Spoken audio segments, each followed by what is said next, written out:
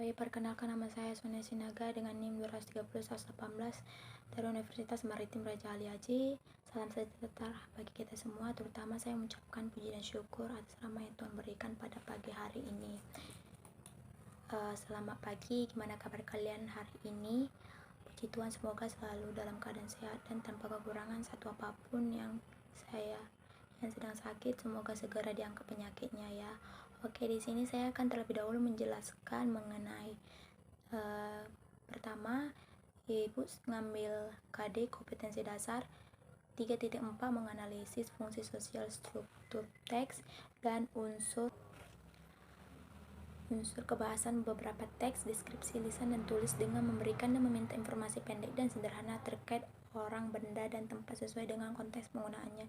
Yang KD kedua, kompetensi dasar 4.4 menyusun teks, deskripsi lisan dan tulis pendek dan sederhana terkait orang, benda, dan tempat dengan memperhatikan fungsi sosial, struktur teks, dan unsur kebahasan secara benar dan sesuai konteks. Nah, sesuai KD kita yang kita lihat pada pasti kalian sudah tahu kan kita akan mempelajari apa?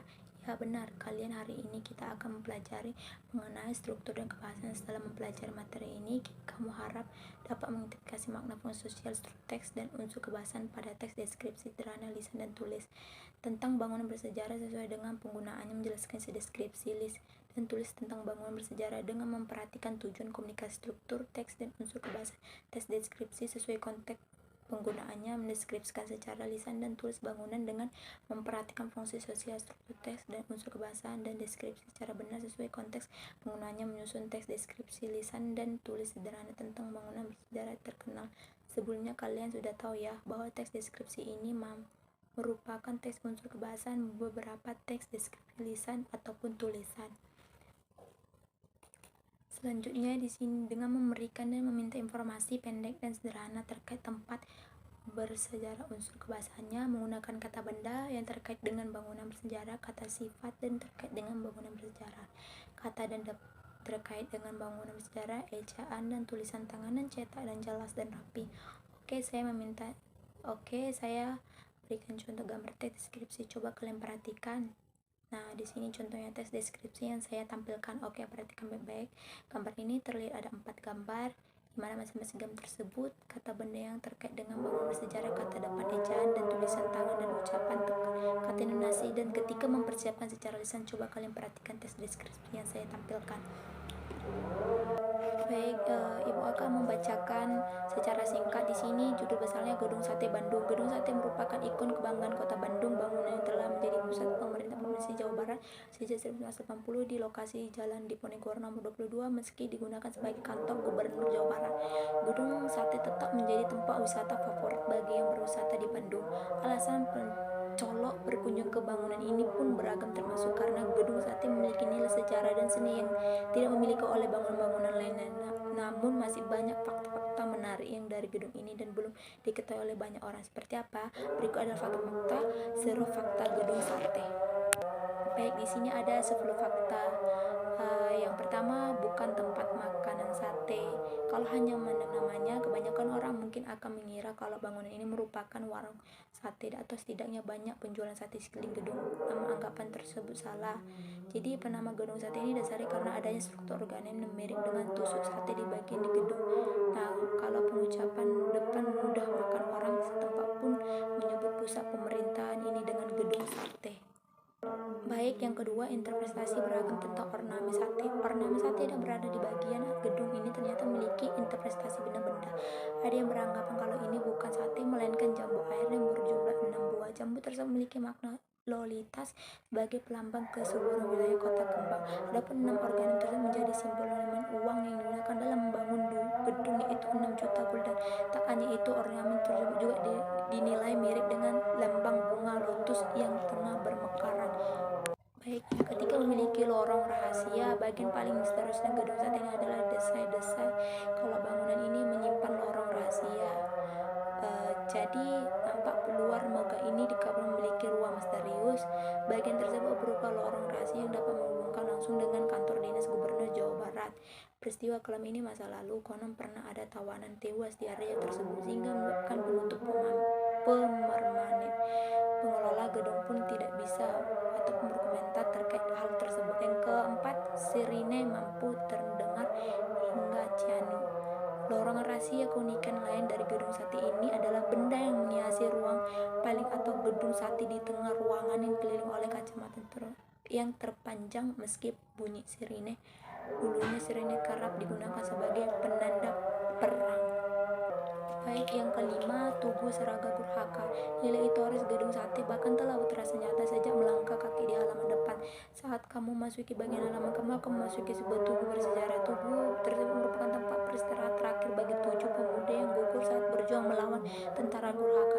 Hal ini diperkuatkan dengan tulisan pada tugu. Dalam mempertahankan Tugu Sate terhadap serangan pasukan Gurhaka pada tanggal 3 Desember 1945, 7 pemuda gugur dan dikuburkan di musuh di halaman. Yang keenam, bangunan tahapan gempa. Pembangunan gedung sate dipimpin oleh arsitek berkembang Belanda Inser Garden Arsitek. Itulah yang merancang gedung sate dengan menggunakan banyak persendian.